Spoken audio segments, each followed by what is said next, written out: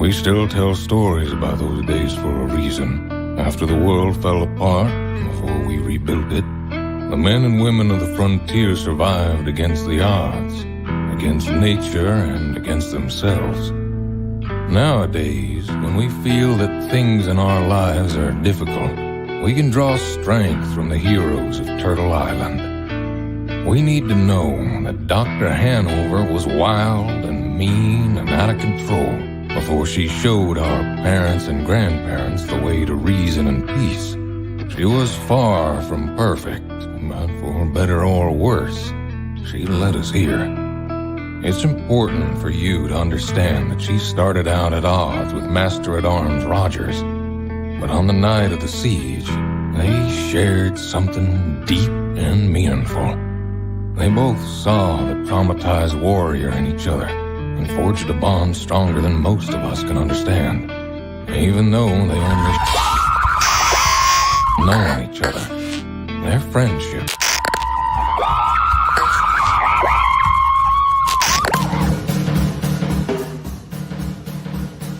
When last we left Dr. Hanover at the fort of Turtle Island, she and Master Rogers had survived the night, protecting the fort from the marauding hot animal machines, becoming comrades in the process. Their numbers decimated, the invaders chose not to flee, but to make camp outside of rifle range and harass the fort, to make it impossible to graze their livestock and impossible to leave. Eager to leave above any other motivation, Dr. Hanover reluctantly agreed to deliver poisoned opium to the hot animals as a decoy, deadly tribute. Unbeknownst to anyone, Master Rogers had begun to rely increasingly on medicinal opium for the pain of a wound he received in Chapter 1. In his shame, he secretly stole some of the poisoned opium and only came to understand his potentially fatal error as he is asked to protect Hanover on her delivery run. Now we find ourselves staring down the barrel of Chapter 4, Heroic. The physician remains the killer, the warrior becomes her patient, and a new threat is found among the bones of the old.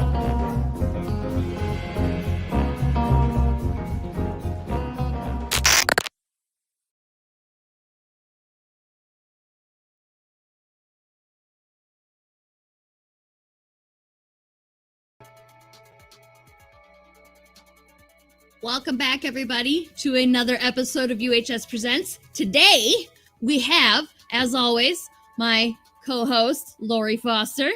Hello, hey. Lori. And I see that we have a special guest co-host of Iceman there. Yes.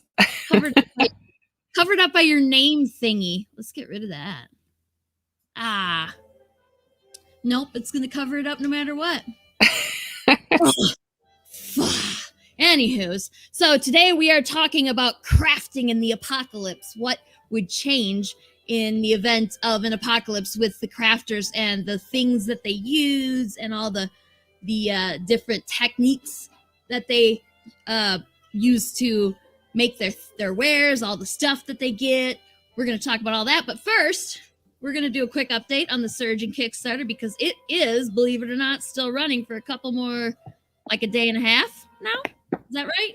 Yeah, there's 42 hours to go. We just broke 9,000. We're hoping to hit 10 and unlock some more stretch goals. Excuse me. If you back and you chat with us in the comments, we can probably give you some prizes and loot. So speak up. And if you haven't backed yet, it's uhstudios.com/Kickstarter. You can check it out. Sweet. I'm gonna quick flip through the prizes here because I still got pictures for y'all. If you back us at whatever level, like there's different levels you have to go through and find out, but you can get this freaking awesome t-shirt and you get to choose the color. You can get this is a coin, a special edition coin that you can get, which is, here's the actual surgeon coin, the first one that we did. And then this is the design for the second one. You get choice of covers. Look at these. These are beautiful. And I think my personal favorite might be the dog tags. I'm going to have to get the dog tags. So pretty exciting. And we had, you said 42 hours left, so I'm pretty excited to see if we can get her up over 10. So go back us now, and right there you go. Down at the bottom of the screen there is the link to get back us. We are having some technical difficulties today with our guests, but I think it's going to be all right. So today, let's introduce back. We've got actually somehow ended up with 4 guests instead of 3, and one of them's not the person that was originally going to come because she could not join us today. So we had some what's the word, ringers? No, last minute second study whatever people. I don't know. I don't have my brain is basically just like a hamster running on a broken wheel. So anyway, first we're gonna welcome back a repeat guest. From Burning Spear Studio. She's the editor and publisher. She's a children's book author. She's a clothing designer who has all the answers, at least to the questions I ask. And that is Moana McAdams. Hey guys, how's it going? Woo! Good to have you here. Thank you for and having me. Moana is actually sacrificing your own podcast today, aren't you? We left Dana to fly solo, so Dana's a good sport. We love her. So if you guys aren't going to stay and watch all of this one, go over and watch the Moana Nui podcast and give Dana some love. Awesome. Thanks. So next up, we have the owner of Fox and Feather Creations, who resin artist who will faint at the sight of a rare bird, Kristina Foley. Hi, Kristina. Hi. Hey. This is Kristina's first time on our podcast, I keep calling it a podcast. It's a live stream. Anyway, we have the next we have crafter of many trades who can smell bullshit a mile away, Rodriguez. Hey. How are you? It looks like you're doing a lot better now. Yeah. Over earlier, but and we just had a surprise last minute guest come on who I just didn't even think. I honestly asked her 58 minutes before the show started or something. It was really short notice, but she came anyway, and you guys will remember her from the Elsewhere Kickstarters and the painter extraordinaire and new puppy owner, Katie. Hi, Katie. Hi. Thanks for being a good sport. So we have a variety of crafters here today. I craft myself. Lori does some crafts, but we don't sell our stuff, at least not consistently. I sure don't. Lori puts all of her time and effort into Unlikely Hero Studios, so I don't foresee you being able to sell your crafts anytime soon, unless you can do a multiplicity situation where you make a clone of yourself. Oh, I wish I could do that. Yes. That would be so awesome, wouldn't it? I would send my clone to school because I am so sick of school. I mean, I do not believe that a bachelor's degree is worth all this. Anyhow, Moana, let's start with you. Can you tell us a little bit about what you do? All right. So from a crafting perspective, I sew a little bit. A little bit. So I make yeah, I make it's actually how our business started, but I make dresses and clothing for women and little girls. It didn't start out as an intention to be a business. I was initially just making clothes for myself. I'm from Hawaii, and it's hard to get Hawaiian themed clothes out here on the East Coast because nobody knows about it. So I just started making for myself, and folks would be like, "Oh, where'd you get that? Can we get some?" And I was like, "Okay, I guess I can make you some." So this is some of Moana's work here. Yes, that's my beautiful model, Chantal, or Nani. She is actually here from the Virginia area. She moved to Hawaii for a bit, but now she's back. So she is, what do you call that? The main model? There's a term for it, but I'm blanking. My brain is tired. Our spokesmodel, I guess. I don't know. But so this is our maxi dress style. It's called the Kaliloa. Each of our styles is named after a place or a person that is important to Hawaiian history and culture. It's just my way of tying everything together and helping ladies feel beautiful in comfortable styles, that they love and enjoy and can adapt for multiple situations. Here, I got you another picture here. I've got a handful of pictures here, and I'm going to save my favorite for last. Yes. This one is a similar style to Kaliloa. This is Kirsten. She's beautiful. Her skin accentuates this color quite nicely.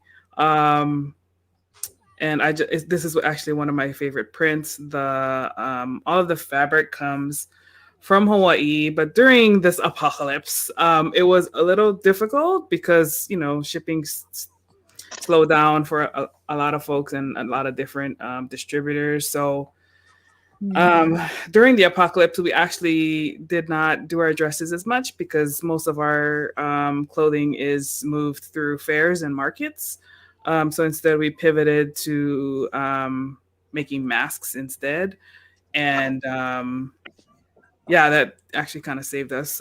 Otherwise, we would have been in a lot of trouble last year from a business perspective. So we launched a mask program instead. And all of our customers, we did matching kind of donations. So whatever our customers bought, we matched one-on-one, and we donated masks to organizations in need. Oh, cool. Yeah. Well, I've got a couple other pictures here. I got these little girl outfits that are just yeah, that's my niece. She's not so little anymore, but she was the reason for the kids' time. Yes. I wish I had then this other little dress here. I have a brand new niece, and I was looking at that earlier thinking I might have to get one of those for her. She's probably too little to wear it just yet, but she'll grow into it. Yes. Many families have done that. Yes. Yes.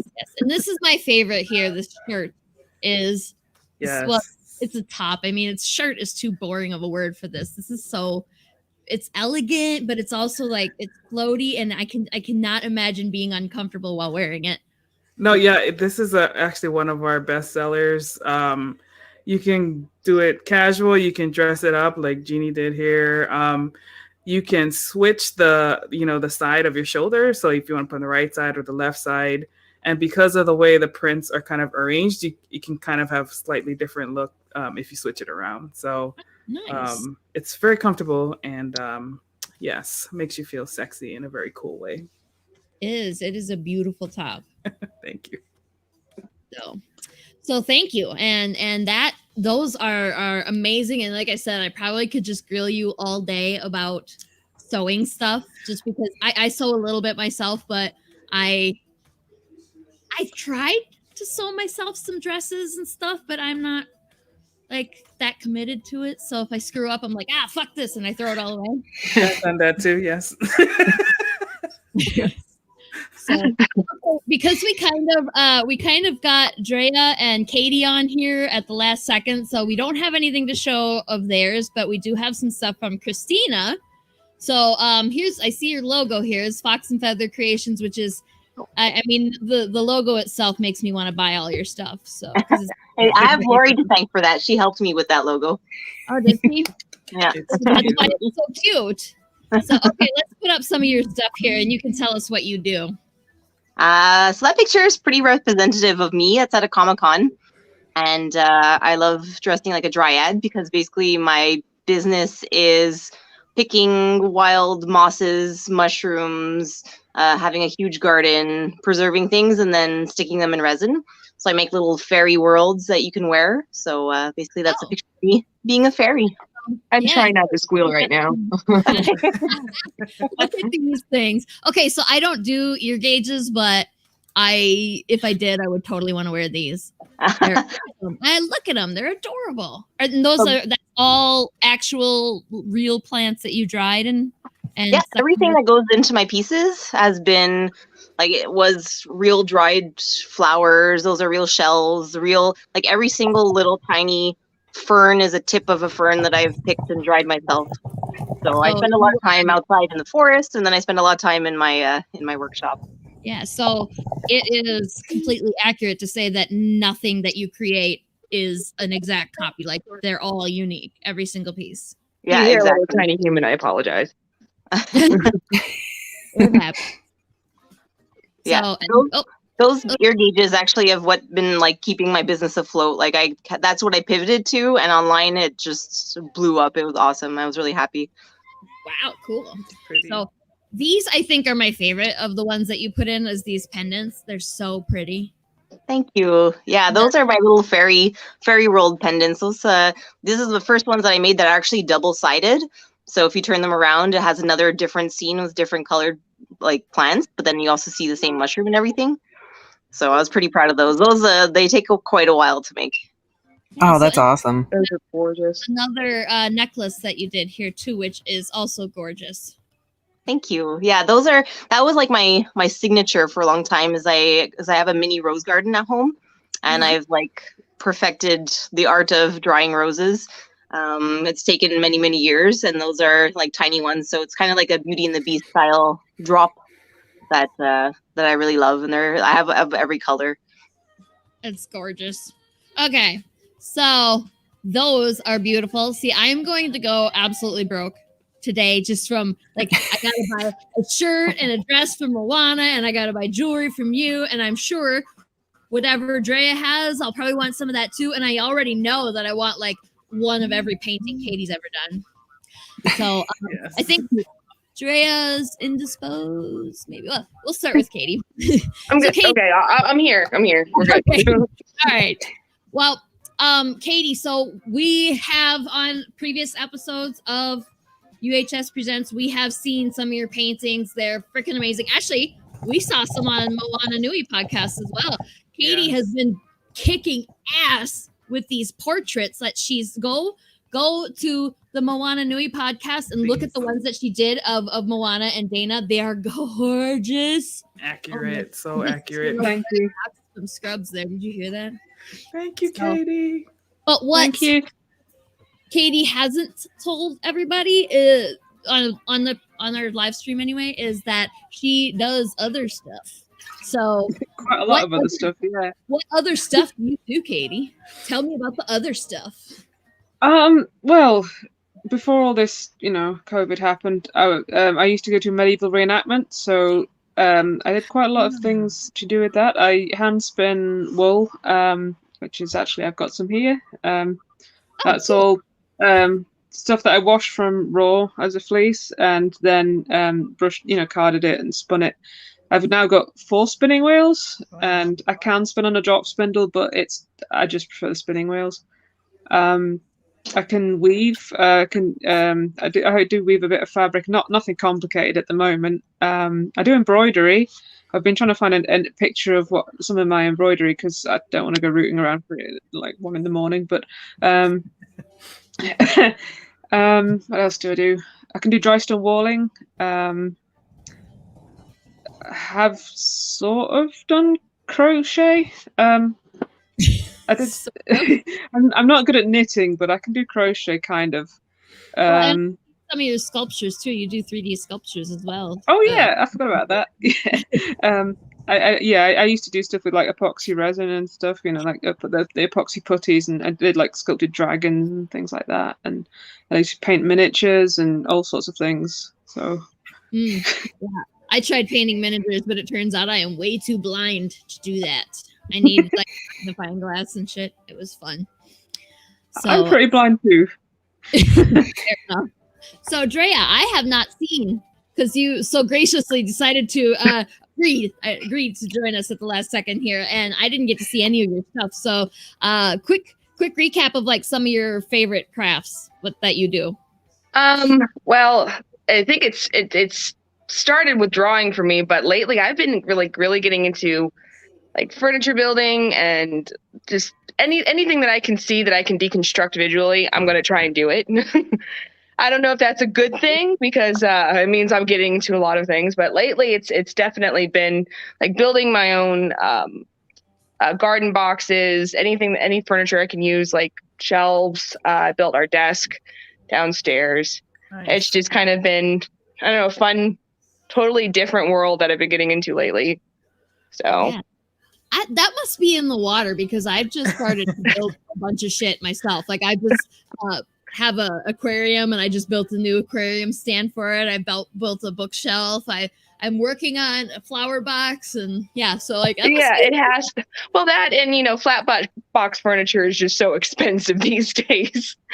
I mean, it's not even that good. If you go to Lowe's or whatever, Home Depot or your local lumberyard, and you just buy the shit to build it, it's like half the price, but you have to put the time in, and But if you do it right, you're gonna end up with a cooler piece than the box has anyway.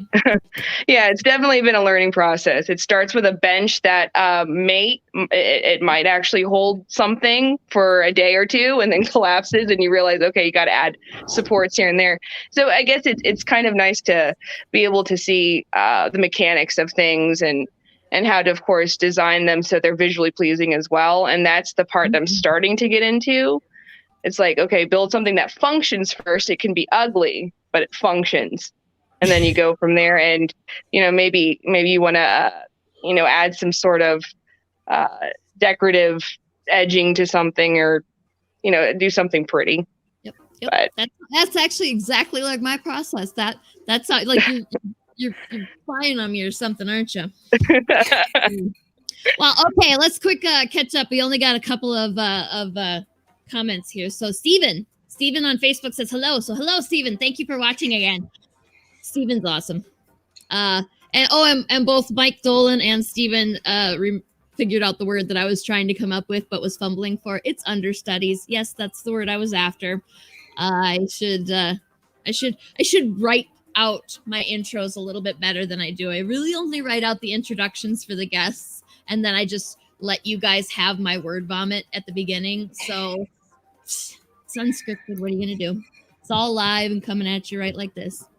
Mike on Facebook, Mike Dolan says about the clone thing, that the clones would fight over who gets to be the one that has to do all the tedious stuff.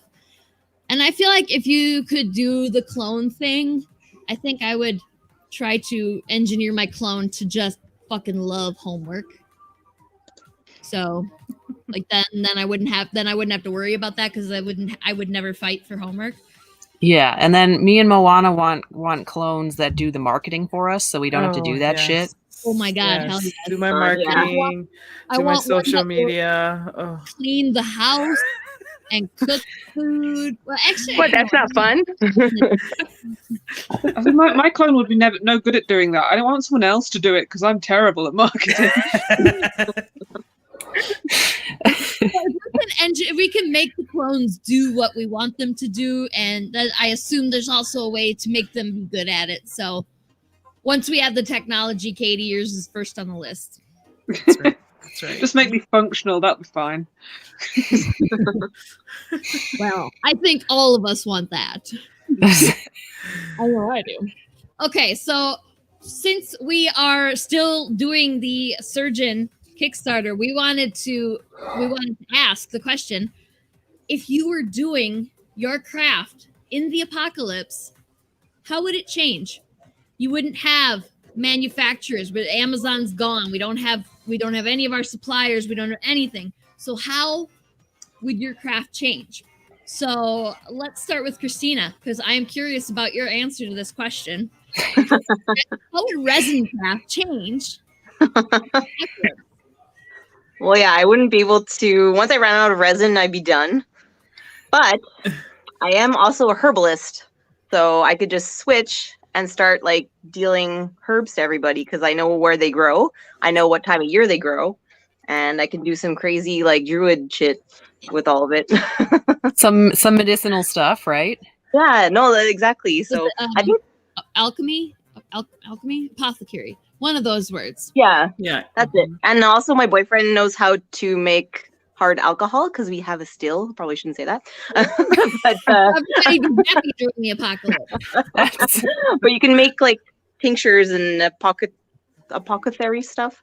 So I think I'd be like pivoting. Just I'd still be doing all the crazy plant stuff, but it would be for medicines and stuff. I think you definitely got a name in there somewhere. The apocalyptic apothecary. Oh, some sort of damn, yeah. some sort of tongue twister. I love that. Yeah. You got it. The whole plan is ready now, just in case. And only the worthy will be able to Unpronounceable pronounce name. it and It be able has to to get be. the thing. I guess for like for your current furniture building passion, Drea, you would probably not have to change a ton, right? Except that you might have to cut the wood yourself. You'd have to chop down your own trees and stuff. Oh yeah, I would have to learn how to dry the wood. I'd have to get a lot better at making straight cuts by hand. I'd have to get really good at whittling. So yeah, the production would definitely slow down to as fast as my little hands can go. The furniture will just be rustic. Yeah, right. That's right. Without the use of power tools, I'm not going to be able to guarantee the chair In the will hold you for very apocalypse, long, at least for a while. You wouldn't have to have pretty furniture in the apocalypse. Nobody would care about that. It'd just have to be sturdy and functional and useful. Yeah. Well, I mean, that's the look nowadays, right? Is to have like the live edge, this and that. That's very My true. market would be wide open. Yeah. So Moana, hand sewing, yeah. I have no idea. Hand sewing, definitely. I guess I would be upcycling a lot of used clothing, trying to make my own little designs, I guess. I don't know. It would be different, that's for sure. And my hand would be sore and lots of holes in it. Cussing it up. I don't know how to weave, but I guess Katie, you can make yarn. You don't need any electricity for that, right? You just need some sheep, right? And Well, not even just cheap. You can do it with like flax as well. If you know how to. I can't remember the word, but you get the flax plants and you can make the fibers out of them. And I've done it with nettles as well. I've just never done it with flax itself, but I've made nettle fibers into like yarn before, which is, it doubles as like defensive structure as well, because who wants to walk through stinging nettles if you just plant a big field of them? But it's not. It is really time consuming to actually get any fibers out of them. It's kind of like flax, like linen threads a bit. It's they used to use them. They used to use it to make like peasants' clothing and stuff back in a long time ago. Like, this is quite a good thing about doing historical reenactment, is because you learn how to do things like before all the technology. So yeah. But I mean, you dry the nettle before you use it. Yes. Okay.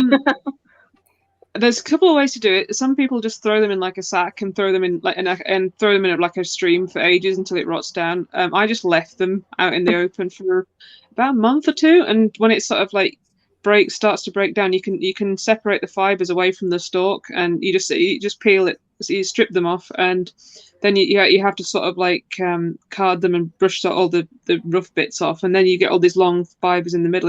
It's really time consuming, but there is like a guide on YouTube that shows you how to do it in like a bit more detail. I don't think I'm as good at it as he is. The apocalypse, though. I get it. Yeah, you gotta learn how to do that shit now before the apocalypse happens. Yeah, I mean, it just depends if you're in the sort of apocalypse where there's sheep, I guess. But you'd have to learn how to shear the sheep to get the wool off them.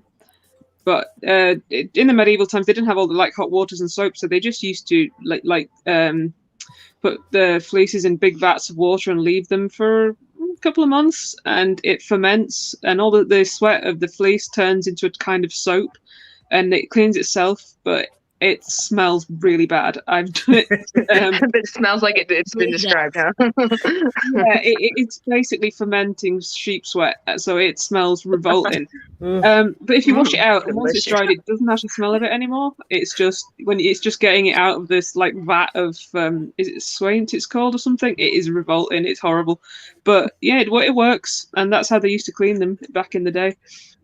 That's what you'd probably have to do in an apocalypse. So yeah, I mean, everyone would stink, right? You could make the fibers for the fabrics that Moana would then sew. Yeah.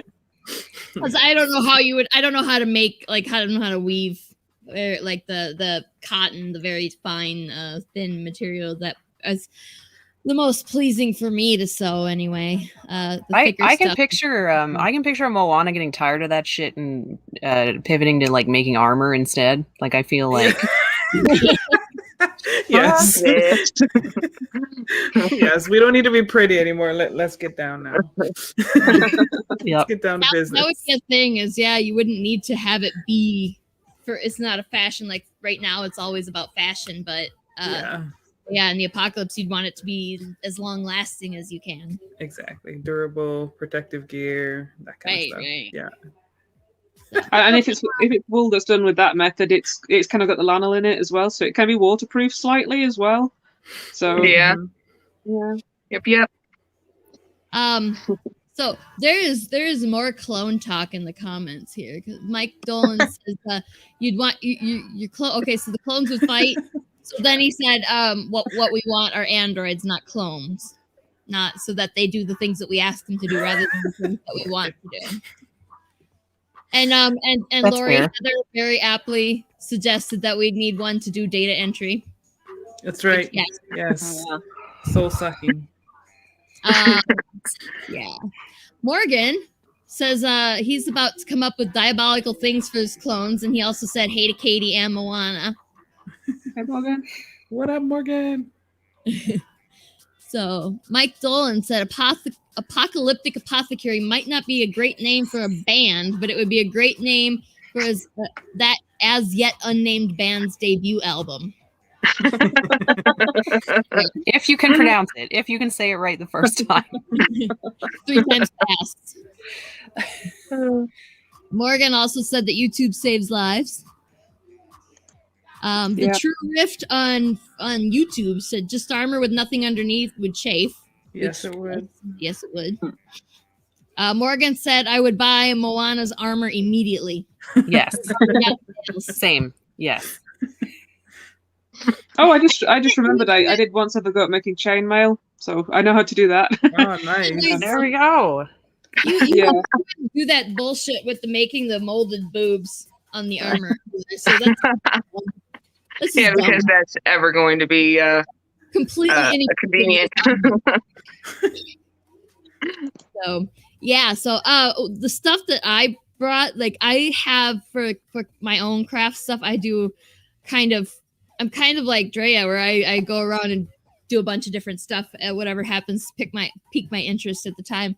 I did make a whole 2-foot log of soap the other day, and I brought some. Like this actually would not change all that much in the apocalypse because soap is literally just it is oil and it is water, and then if you want fragrance, you put the fragrance essential oil or fragrance oil in, and then lye. And lye is made from was sodium hydroxide, but basically it's ashes. So you could make soap in the apocalypse really easy. So that's a very valuable skill too. Did you guys know that you can make soap from bacon? Yes, Oh, that's awesome. We did that for one time. We found it on the King of Random on YouTube, and we saved all our bacon grease for like 2 months, and then we made soap with it, and it actually works. Yeah, and does it? I knew that was possible, but I have never done it. Does it smell like bacon once it goes through the saponification? No, unfortunately not. You don't smell like bacon afterwards. That is You don't have nasty. like all the dogs of your town running after you. Yeah. That would be like my that would be the motivation behind me saving bacon fat for that long. So yeah. Morgan said, "Did you just say I've been washing my hind parts with dandruff and whatnot?" No, that's not what we said. We said you're washing it with bacon. You're washing your butt. So, and Steven said, so we can keep clean in the apocalypse a lot easier than expected. Yes, you can, because soap is actually not that hard to make. Like I said, you need your oil, you need your lye, you need your water. Those are the important things. That's like the 3 base ingredients. And then, Kristina, being the herbalist, you could get us some kind of EO or something, right? To give us some scent That's right. or whatever of the beneficial Lavender. properties of herbs and Yeah, things. lavender, lilac, all kinds of nice things. Yeah, because it's not like all that crap that people put into their soaps is not just for nice smell, but it also can, well, it's said to have like certain certain herbs have certain properties, like lavender is calming and helps you sleep. And tea tree oil helps is like antibacterial, antimicrobial. Yeah, exactly. There you go. Very helpful. Very helpful. You can also get some sort of plants that have got saponin in them, which is like is it soapwort or something that you just like bash the roots together and they produce suds. So yeah, I can't remember. I think ivy's maybe one as well. I'm not sure about that one. There's a few of them. There's like chickweed that grows here in Canada. I don't know if it grows everywhere else. I mean, it just depends where you come from, I suppose, which plants you get. Yeah. I wouldn't recognize a lot of the plants in America, I don't think, but there's quite a few over here that do it. Oh, that's awesome. Yeah. So I feel like the six of us together, like we could do pretty well in the post-apocalypse. Like we'd be pretty well off. I think so. Yeah. Oh yeah. Yeah, we wouldn't want for clothing or shelter or food. In fact, we might have enough to barter for more goods. That's right. Yeah, like conglomerate. If anyone in the comments has any questions for any of these ladies too, like please ask away. Like we're open to questions. I'm trying to think of questions too because like you guys do so much cool shit and like I'm like kind of overwhelmed by like what. So how, you know what, Kristina, I have a question for you actually. How do you get tiny roses like that? Like how does that work? Well, there's probably like 500 different kinds of roses in the world from like probably even more than that. But I mean, the ones that I have are called dwarf roses. I actually got some really, really tiny variety last year and they're called thimble roses. So like the rose is as tiny as like your little fingernail kind of thing. It's crazy. Like, yeah, that's awesome. So it's like been bred and like you go to these specialty breeders of roses and you can have all kinds of tiny ones. That's so cool. Yeah. Wow. Huh. So it was just like searching and yeah. And also it helps that like JR, my boyfriend, is a horticulturalist. So yeah, we're kind of plant nerds here. Yeah, that's true. He's into fruit trees and like all kinds of. That'll be good in the post-apocalypse. Fruit trees. Oh yeah, we have like 200 kinds of fruit trees here. It's kind of nuts. And we raised rabbits, so I can raise rabbits and. We're good. We're like already living in the apocalypse. Like it doesn't matter. It's already basically the apocalypse, guys. It's fine. Yeah, pretty much. Dirk says hello. Hey, Dirk.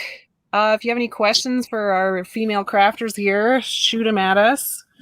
Moana, you should talk more about like your clothes and your business, and I want to know more about it. I'm going to put you on the spot.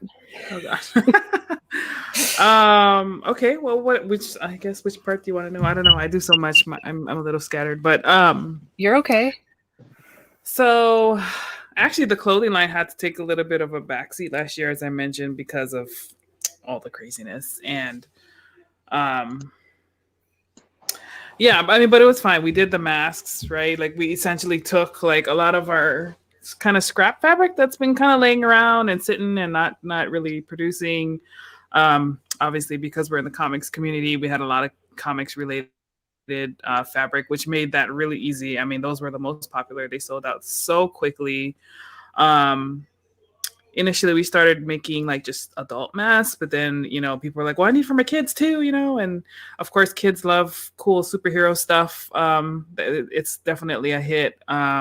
So we started making the kids masks. And what was actually really cool was in all of this craziness, my niece and nephew actually started their own little business. So I gave them some of the masks that I made and they were selling them, where they are in Colorado.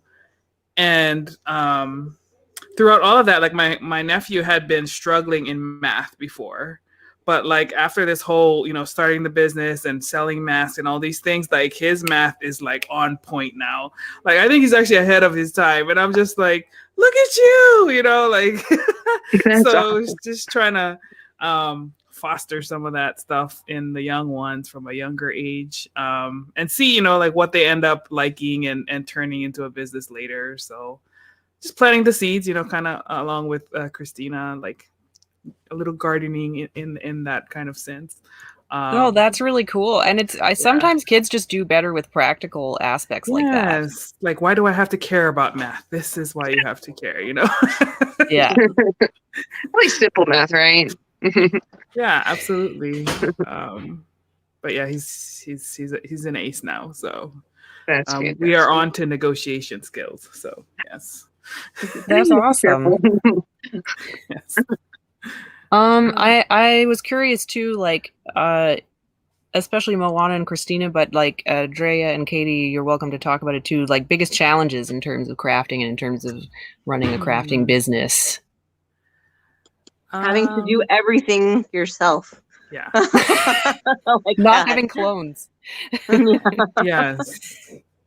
That's definitely a big challenge. It's not so much at the beginning, but as folks start to know about your business and are interested in the product, then the demand picks up, and then you kind of reach this like weird spot where it's like, okay, I can only make so much.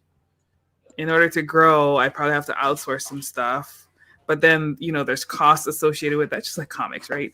And it's like, is that how I want to spend my money? Am I positioned to do it, that way? And it just takes a lot of work in terms of like researching and trying to like put the right systems in place for it, to grow that big. So sometimes I kind of taper back my advertising, things like that. I kind of go in spurts. It's just how I create. I might have a phase, like a sprint, where I'll do a bunch of clothing, then I'll take a break and let's write a book, and figure out production for the book. It's just, whatever. It's my way of trying to keep myself from not getting bored. Yeah, no, I definitely do the same thing, and I get it for Unlikely Heroes too. Like, I've kind of hit a point here where like we need more than one person doing shit. Like we need and it's like, well, I need more money to pay people, and like it's right on the cusp of like. So I get it. I think it's also like taking those risks as a small business, so like monetarily. Like I remember I went from doing small little craft fairs to being like, okay, I'm going to do this medieval fair and it's going to cost me $800 to pay for the table. Am I going to be able to make back that money? Right. And then am I going to be able to make money on top of paying back myself all that money? And those risks were like the scariest, but then the most rewarding. Yeah. But it's such a risk. Like it's don't a gamble. know. Yeah. Big time. Yeah. I know for me, the biggest issue is probably just it's time. It's a time-consuming thing to get into. Yes. But the time's in like a storage space, because when you're making furniture and you're halfway through, and it's like, where are you going to put it all? You can only do one project at a time most of the time. So True. Otherwise, you're going to have table stacked to the ceiling or something. That's a good point. I think one of the problems is that sorry. I said you say that like it's a bad thing. I have 1,000 half-finished projects just laying around everywhere.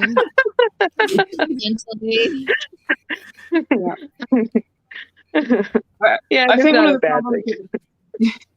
I think one of the problems is that getting people to like pay you for the hours, because a lot of people don't appreciate the hours that goes into crafting. Yeah, It's like I do not get enough money for the amount of hours that goes into the world that I spin. You just could, the people wouldn't pay it. I mean, it could take you a couple of days to do like this, like say a skein of wool this size, and people don't want us to pay anywhere near the amount of hours that you spent on it. So it's one of the problems, I think.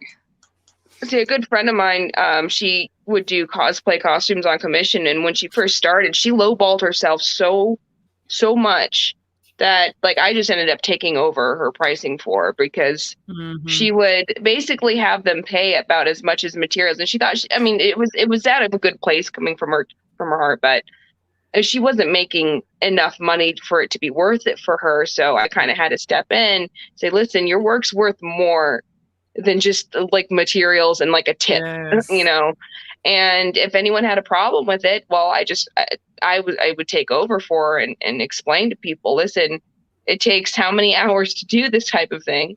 And, most of the time especially when you're doing your own type of work, you're not making even minimum wage if you tacked on to the price. Like, you're not even doing that.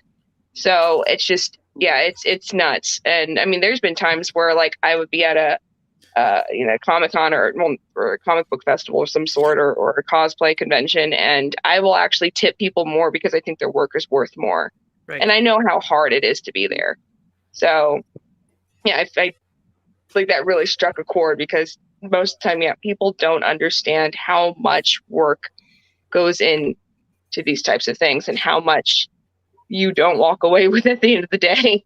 So, anyway. It's definitely a struggle, especially like I find it really hard to ask people for money anyway.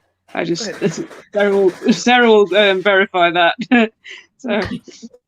And how many? I mean, if you've had a table at a con, which I think almost everybody here everybody's been a vendor at a con here now, all of the guests. And how many times have you heard somebody come up and describe your things, the things that you made with your hands and you spent hours on, and they come up and say, well, that's not worth that. And what's it even good for? Like I make right here. I got like these things, bead sprites. Make them. I started out just making them because it was relaxing for me, and I started selling them at cons, and people like them. But I've had at least 3 people over the years come up to the tables and say, well, yeah, they're cute, but what are they even good for? I was like, it's fucking art, dude. Shut your face up. And if you have something to say about it, I made it with my bare hands, so maybe walk away and say it to someone else out of my earshot. It's consumer lifestyle. People don't appreciate crafted stuff anymore. I mean, and they say that with what, a little pin on their jacket. What's that good for? Yeah, no shit. The irony. Steven on Facebook said, I see that a lot with my friends who do custom plushies. A lot of hours go in. Oh God, I believe it. A lot of hours go into that work.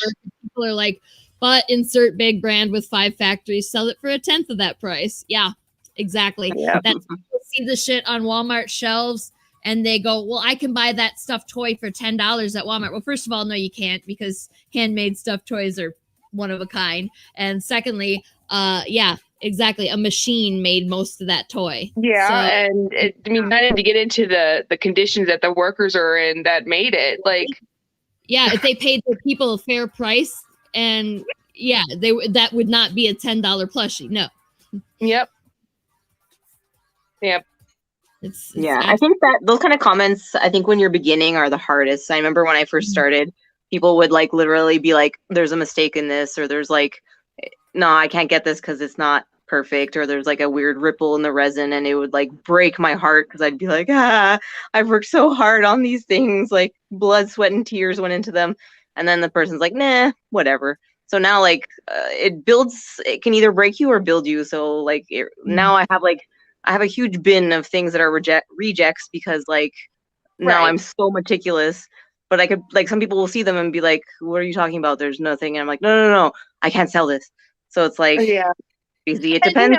Some of the criticism definitely builds you better as an artist and in your work in general.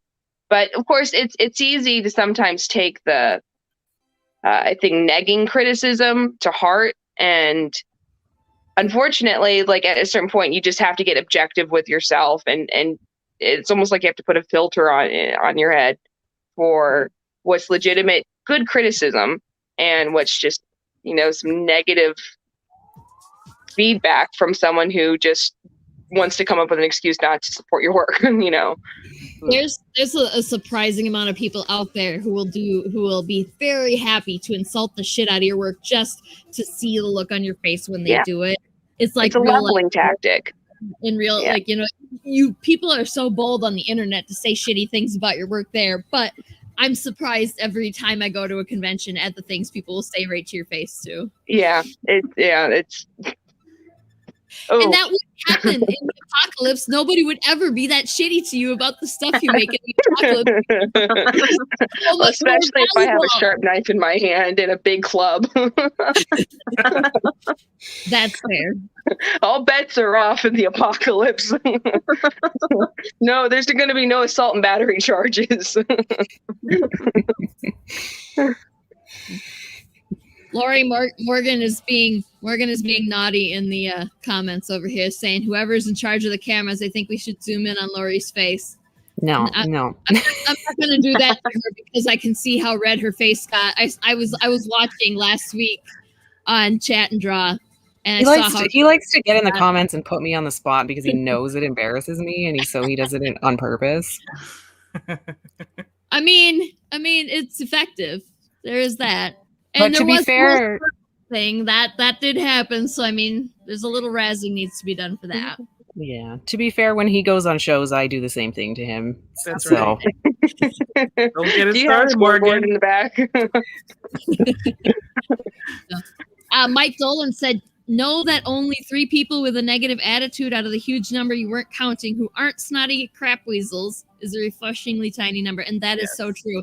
That's what makes me keep doing this stuff for myself personally. Is like there's for every one asshole out there, there's like 500 people who came by and had nothing but adorable, sweet things to say about the stuff that I have out on my table.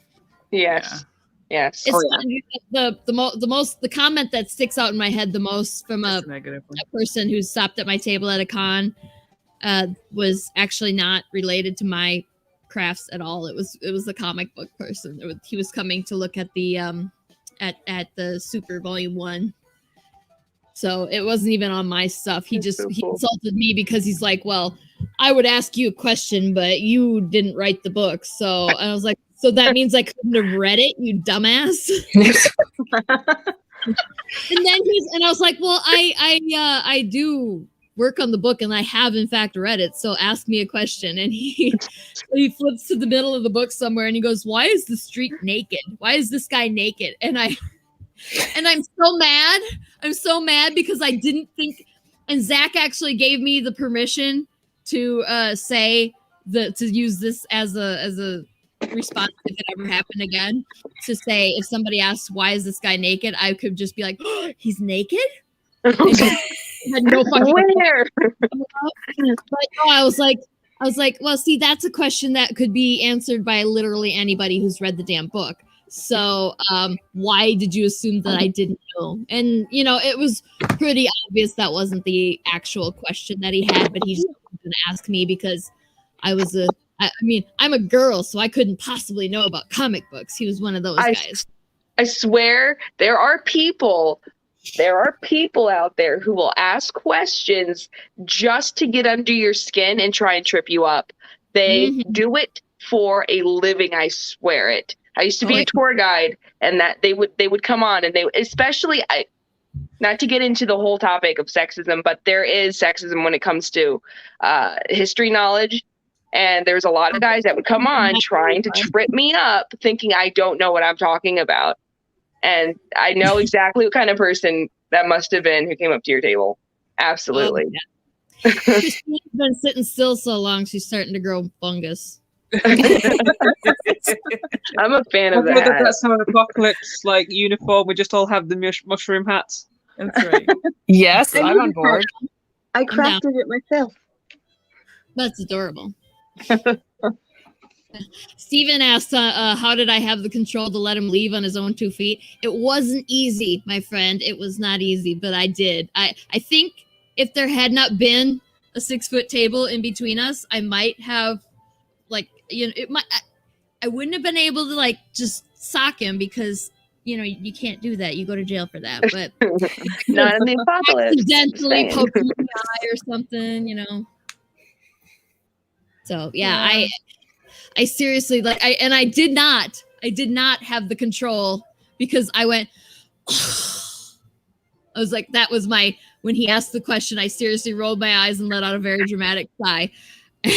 Popped a hole in you. And then I answered the question. So I was like, at least he had, unless he has no social awareness, he had to know that I thought that he was a jackass because I made body language. So. Unfortunately, I didn't get to call him a dumb fuck because you can't do that either. People don't buy your shit if you do that. Yeah. I had someone come into an exhibition I was in once, and her husband brought her in to see my paintings, and she just went really loudly, "I don't like that. I don't like that at all," and then stormed out of the room. It's like, Okay. thanks. Clearly, they're having a much worse day than you. Exactly. Yeah. If they are already at that point. Yeah. There was also the same woman in this exhibition who decided that the horse that I'd drawn a stallion. It was like a Spanish stallion, so they have big cresty necks, and she's like, "That horse is going to get laminitis and die," and I'm like, "What?" She's just too fat. My It's fictional gonna die. horse. You can't get it. Tell me more about the story. Oh my god. There's always there's always a fucking horse person. Like, I'm sorry. Oh my God. Like, just with the surgeon, there's always a horse person who's upset about the horses and the way that they're drawn. Doesn't matter how good they are. And I don't, like, some of you guys haven't seen Katie's work. I don't know if you have some of Katie's work that you can show them, but like, it's literally fucking perfect. Okay. Yes, it is. Mm-hmm. Like, it's photorealistic fucking paintings. And of course there's someone who's like, no, it's not close enough. Like, Well, the way I look at it is that like people who say those kinds of things, they're not their words are like don't even take any of that to heart, because it's clear that they're not doing anything with themselves, right? Like, they can't duplicate this, because people who understand the work that it takes to do this would never have those words come out of their mouth and disrespect someone's, passion. What's that Billy Madison quote that ends in "We are now dumber for having heard the words that you said"? Well, I can't remember how it went, but y'all know what I mean, right? Like, the amount of days I wish I could just whip that one out after after something stupid I've heard. I'm pulling up the painting that Katie did of you, Moana, and I'm gonna put it up here so that people can see how fucking amazing it is. If that's okay with you two. Okay. Cool. Okay, it's uploaded right now. It is very amazing. I need you guys all to see how amazing this Katie is. Like, it's not just craft stuff; it's also. There we go. Oh my god! Off to the side, it looks just like her, doesn't it? There, see? It's perfect. Beautiful. Like, how can you have criticism about somebody who can do that good of a job? That's and what yet, Katie's nobody's that color. Nobody's that color. Okay. I suppose you got me there. It's unrealistic. That's right. I'm gonna put it on canvas. It's so unrealistic. Yeah. That one that was kind of a yellowy color, I think. I don't know where that one was. I'll send you the picture that there was the one that that woman came in and said that she didn't like it on Facebook. Oh. You can put that one up. Perfect. That's one of my. Yeah, that's fun too. That's one of my acrylic paintings. So. I don't even have to see it to know it's like it's going to be a perfect horse. Like, but I'm excited to see. Yeah, this one wasn't a horse. The woman that said she didn't like it, but I could probably find the horse one as well. Oh my god, that one? Are you serious? She walked in and hated it. So okay, I think you need to illustrate that moment as a photo or as a picture. Just illustrate that whole moment. I mean, if you had a way of sending it to her, that'd be beautiful. But this is turning into a sexism podcast. That's the one did that. Not like it all, huh? Yeah, she just said she didn't like it and was like really adamantly didn't like it and stormed out. It looks like a photo. I thought it was a photograph. It was a photo too. Crazy. That is how most of Katie's paintings are. Is it looks like a fucking photograph because that's how good it is. Holy crap! Okay, you need to have a sign at your next exhibition that says play stupid games, win stupid prizes. Just give yourself permission to call out the bullshit. Right. Because technically, you don't have to be polite. No one says you have to be polite. Yeah, you do get more sales that way, though. True. I don't know. Well, I feel like that's something we could bring up here, though. Like all of us being women, like we've all kind of dealt with like criticism from like crazy people, or criticism from men. We can say that, I think, or just dealing with men in a similar industry who are shitting on us and that kind of stuff. And then feeling the need to be polite, because if you're not polite, then you're a bitch. Oh, yeah. And then it definitely does happen. It does, yeah. This is the crusty neck. Wow. Yeah, that's the one that she said was going to die of lamination. Wow, kidding me. I mean, it does have a very crusty neck, but I was looking at it. Well, I'm used to that kind of thing. Right. It's like, animal. It looks like a stallion that's had testosterone running for the past 5 years. Yeah, I work with draft horses, so I'm used to the big, thick necks and thick bodies. Yeah. No, that woman was. She decided he was going to die of laminitis because he was too fat. So, yeah. Painting, so that's probably not again. Morgan is ready to fight somebody because he just said, if somebody's talking trash about any of you, let me know and I'll send them fists of fire airmail. I appreciate that. Mike Dolan says, it's like my dad, it's like my father. He has nothing to feel good about, and the only way he can feel better is to make sure that everyone he interacts with feels worse than he does as a result. Yeah. I have a dad story like that too. Yeah, I've heard stories about from Zach and whatnot. Like that.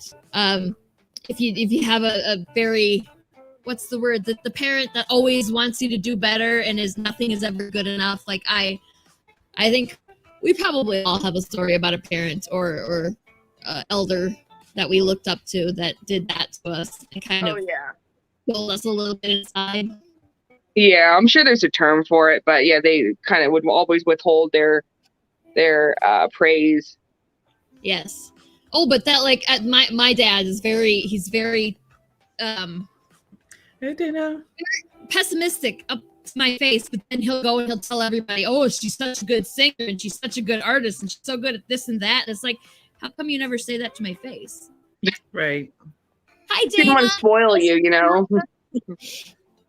Hey, Dana. Dana says hi. Yes. Dana rocked our podcast tonight. Jessica, I think Jessica's comment about the horse, that the woman had hair envy. She said she didn't like it, or she said the horse was bad because it had hair envy. That's entirely possible.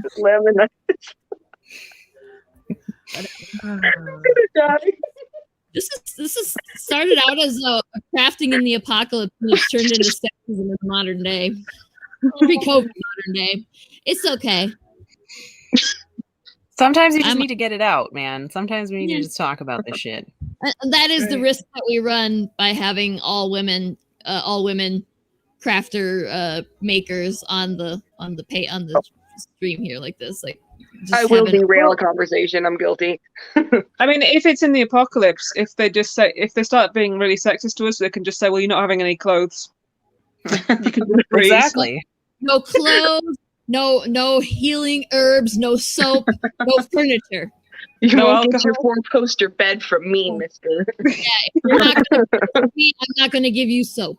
I'm not going to build you a house, out of common dry stone. You can go sleep on that rock next to those nettles. Exactly. But not those nettles. She's using them. She's drying those, okay? Mike Dolan said I'm assuming you mean our dads, like the collective father figure, tells other people and not you because you're just a prop he can brag about to pump himself up by association. I mean, it's definitely valid. I don't think that I've considered that. But yeah, it would explain why they never have anything nice to say to your face. Yeah. Oh well. It's what it is, right? And Well, shitty dads can go in the trash. I think we can agree on that. Shitty, yeah. anybody who's going to be critical to you about the things that you do, whether or not you're like, there's people that'll do it because you're female, but there's people who do it just because, like Mike said, the only way to make them feel better is to make somebody else feel worse. So Right. Yeah. people can just go fuck themselves. Yep.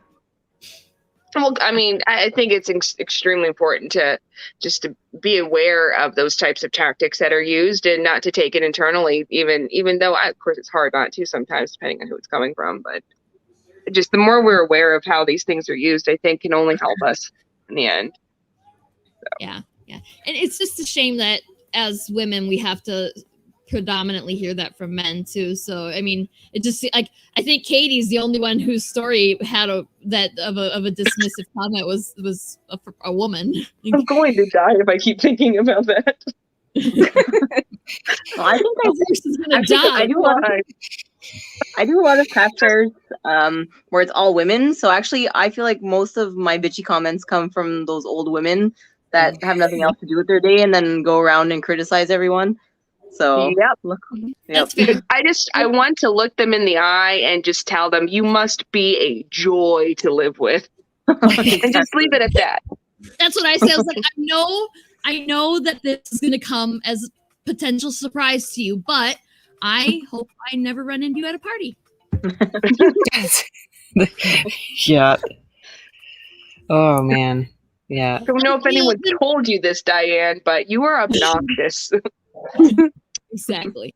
I mean, there's people that there's the people that are like that, but like I think was it Mike or Steve said in the comments there that for every one that's an asshole, there's hundreds who are going to be awesome. And it's what sucks is my own brain is telling me that the one person's negative comment is more valid than the 200 people who said that my stuff was, I think that's almost a human condition at this point. already. Mm-hmm. That's a societal thing. I think we put too much value on being perfect. Yeah. Sorry if there's any weird noises. My old dog is just making really strange sounds just now. You're okay. You know what? The last show I went on, one of my cats vomited like 3 feet from the fucking camera, and I was just like, I was looking at the cat and like looking at Mike Watson, and I was like, can he hear that? I hope he can't hear that. I had you guys on the Chromecast and I didn't hear it, so that's good. He did have, I think, did he have a headset on? He might have heard it, so I don't know. Everybody ASMR. Cat puke ASMR. I didn't hear it either, I don't think. I have to assume that there's been many cat vomits in the live streams that we've done on this end because there's a bajillion cats. Someone's going to go back and listen for it. Yeah. To them, like that'll get more views on our shows, right? Put it in like the random fact section. I actually have a con story if you guys want to hear it here before we start to wrap up, I guess. Let's do it. Let's hear it. I was at San Diego Comic-Con with Zach, and he was doing sketches, and a dude and his girlfriend came up to the table. And he was like, I'd like you to do a sketch of my girlfriend as a superhero. And Zach agreed to it. And he started working on it, and they left. And they came back like an hour later, and he had like almost finished it. And he, in front of the girlfriend, was like, can you make her boobs bigger? In the commission. And Zach was like,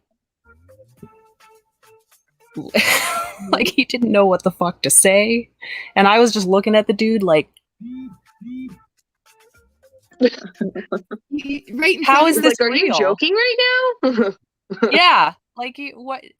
And I'm looking at her, and like I really want to say like, this dude is not for you, lady. Like you need to get out now. You need to get out now.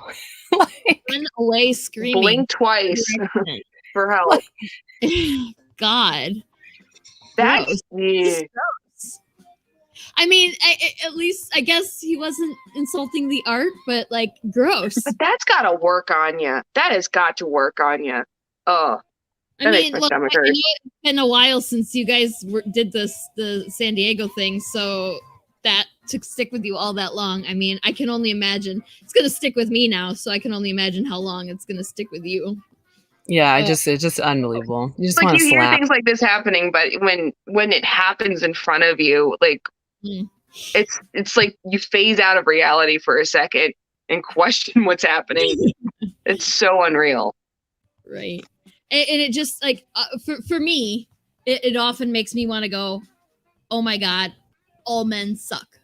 And I even said it out loud sometimes. And I know that's not true because I've met many very awesome men and like Bad men suck.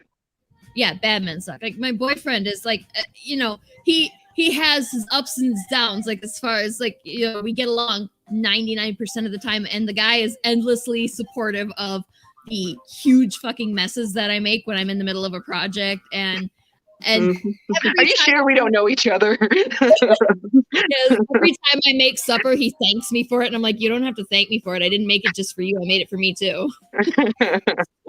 But thank you. Like I'm sitting here going, I know that not all men suck, but like, why do all the sucky ones come up and talk? It's because they got so much more confidence, I guess. I don't know. Yeah, stupidity is like a form of confidence, apparently.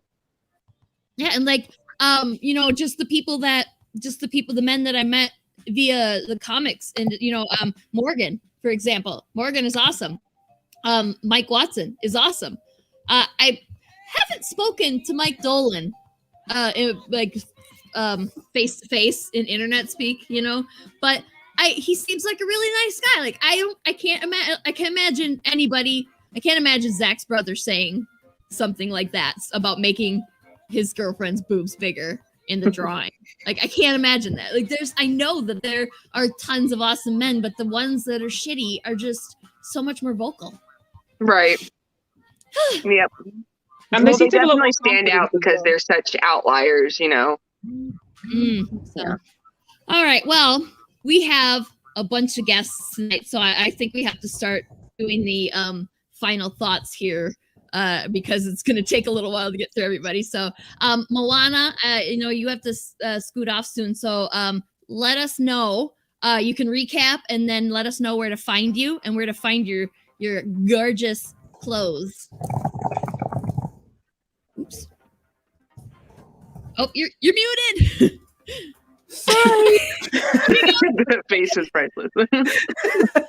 Sorry about that. So I make handmade clothing for women and children. You can find my clothing line at www.moanamcadams.com. And we also do a podcast, so the Moana Nui podcast, where we talk with comic creators. It's focused on Indigenous people, history, culture, stories. Lori has been a great supporter of it with the Surgeon, and we thank you guys for having us on. We also have made comics too, so check out the Wildcard Chronicles. You can also get that on my website. The address there, like, it has everything. It has our clothing, it has our comics, our children's books. Yeah, we do a whole lot of stuff. So come and check it out. And thank you guys for having us on. Fantastic. And I'm gonna put my favorite one up again just because it's so cool. I mean, look at that thing. Look at it. I mean, the fabric and the design, like, it's all, I need one.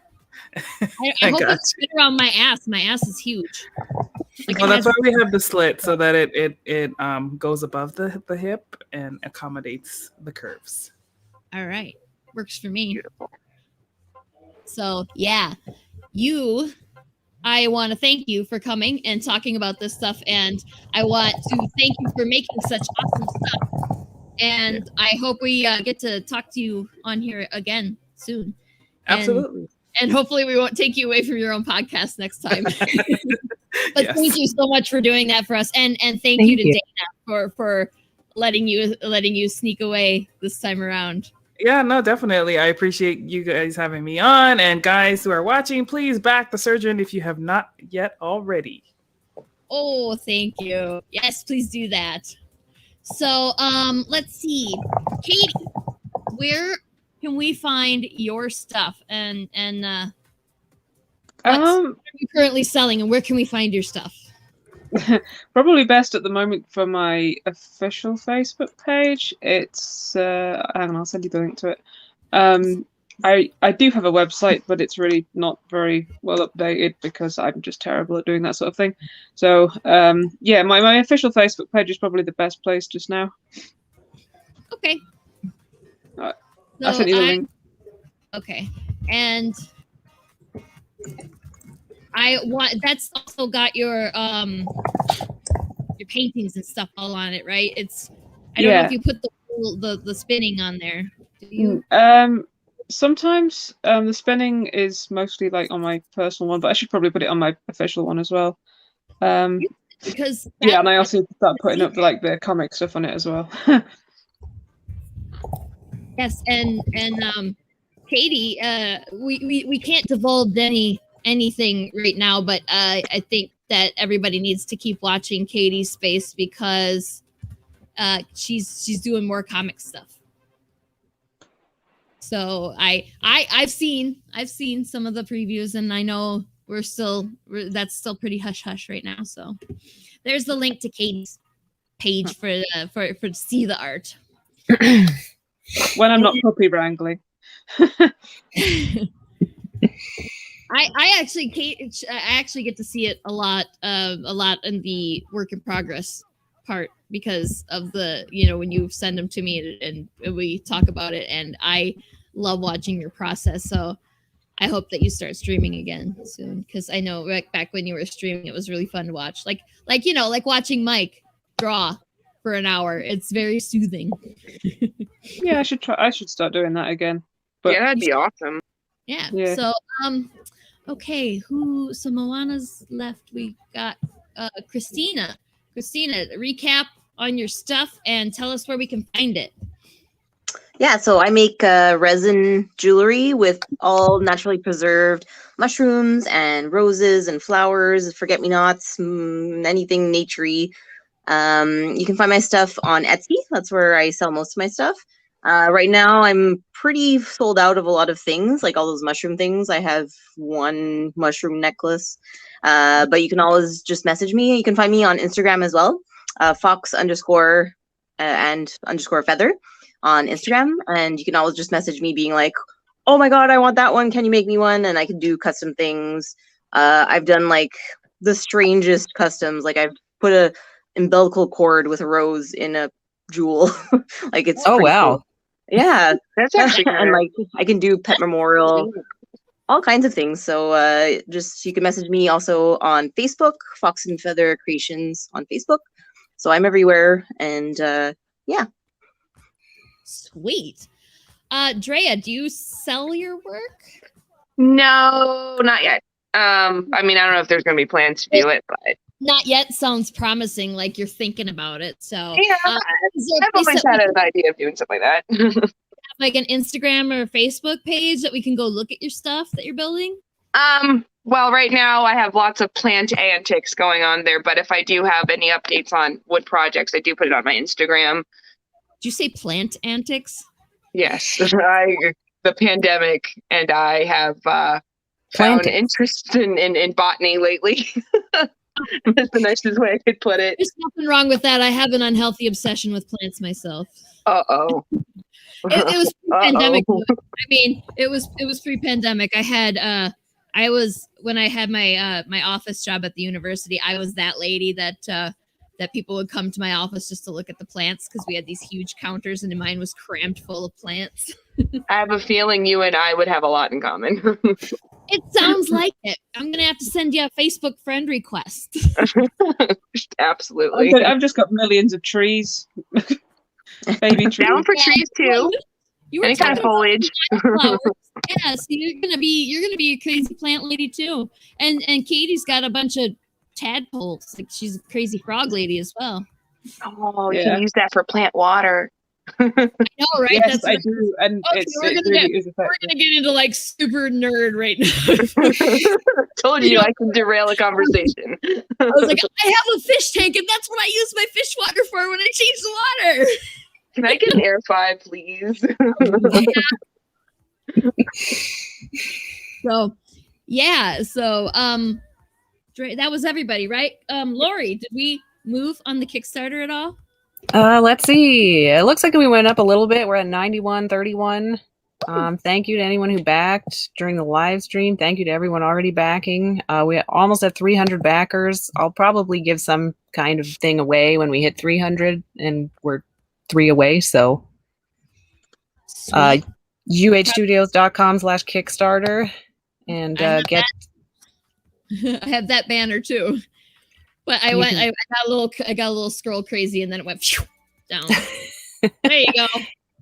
Awesome. Yeah, you can get all the issues of the Surgeon, issue 1 to 4. We're doing t-shirts, we're doing antique coins, we're doing holofoil cover versions of all 4 issues, art prints, we're doing dog tags as well, just all kinds of crazy shit. Original art from issue 1 and 2, we still actually have a bunch of it, and there are some gems in there that people have not scooped up on those original art pages. Like, they're absolutely stunning, so... And they're still available. Wow. Yeah, there's Actually, still some available. We also have some cameo slots available if you feel like you want to get murdered in the book or be Cool. have an appearance in I'm glad you said in the issue book, 4. Ben. Yes, important distinction.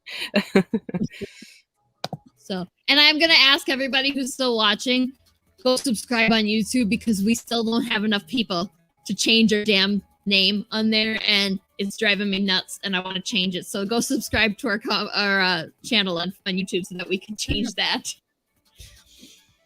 So yeah, that was really informative and fun, and I definitely am going to be checking out Kristina's shop, and I already know what I want to buy from Moana, so I'm just going to be completely broke in about 20 minutes or so. Kristina has so much cool shit, it's impossible to pick. Like, yeah. Thank you. Yeah, It goes fast. It goes fast to, like, I don't know. I don't have much stuff on my shop right now, but I'm trying. I'm working hard. It's a good problem to have. Having a lot of, I was like, it sounds like that's a good problem, because that means stuff's selling rather than you're not listing stuff. So that's awesome. Yeah. And the whole doing custom stuff is great too, because you can't. It's kind of hard to find people who will do custom stuff, because people don't want to do that because of the risk of pissing off the person that's commissioning you. Like, I don't do customs because of that. I don't like doing customs. It's terrifying to do it, especially It like is. if they send me something that's like one of a kind and I'm putting it in resin, and you can like mess up in so many ways. It's like you're like. Geez. Yeah. Luckily, it never happened, so I'm okay. When I do custom bead sprites, it's unnerving for me, because I'm like, what if they don't like the design that I fleshed out here for them?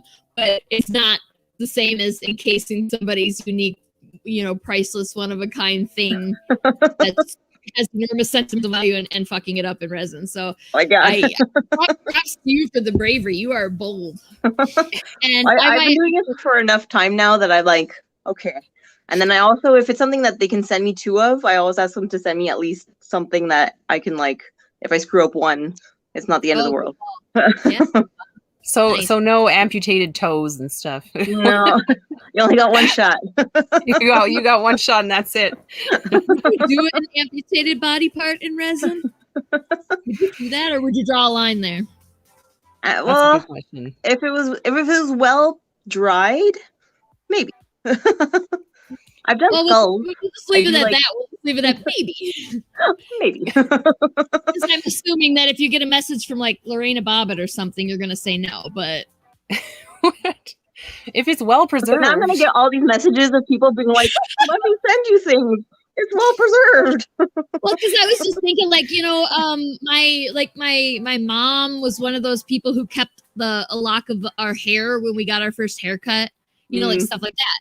And So that's a thing that you only have the one thing of, but you could totally put that in resin and it would be a body part technically.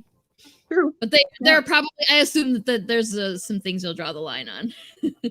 I'm pretty open-minded, so we'll see.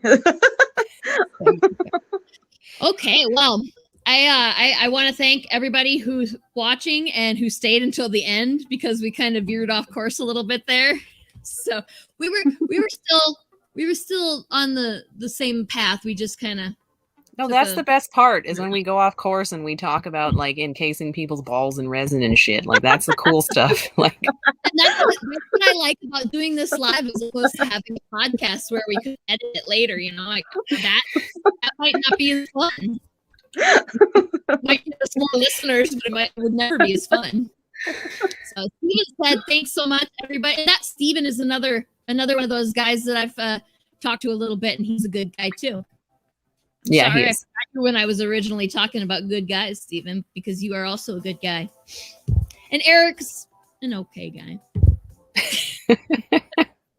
He can't hear me, can he? Sucker! Watch, he's gonna watch later, and then I'm gonna get an angry message on Facebook about what a bitch I am. So, with that being said, again, thank you everybody who's watching, and thank you for subscribing and liking, and thank you for backing the Kickstarter. And if you haven't, you still got a little bit of time to do that. Go check out all those awesome rewards we have for you, and have a wonderful evening and a good night and all that stuff. So, bye.